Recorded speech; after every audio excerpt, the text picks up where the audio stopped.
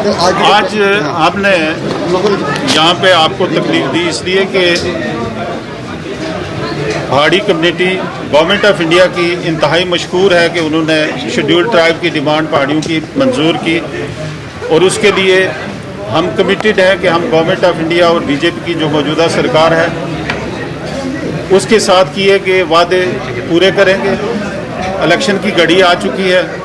और मेरे ख्याल से इलेक्शन ही बेहतरीन टाइम है किसी सियासी पार्टी को पे बैक करने के लिए,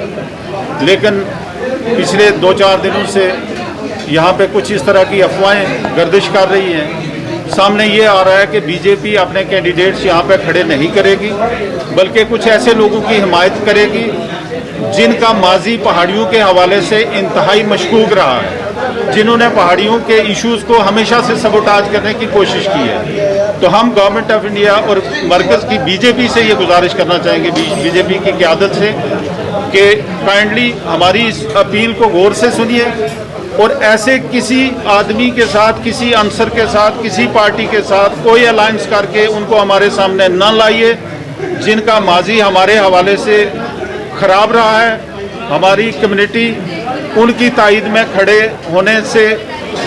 कासर रहेगी, वो नहीं कर पाएंगे और हम उम्मीद करते हैं गवर्नमेंट ऑफ इंडिया हमें किसी ऐसी मुश्किल में नहीं डालेगी जहां हम अपना वादा पूरा नहीं कर पाएंगे।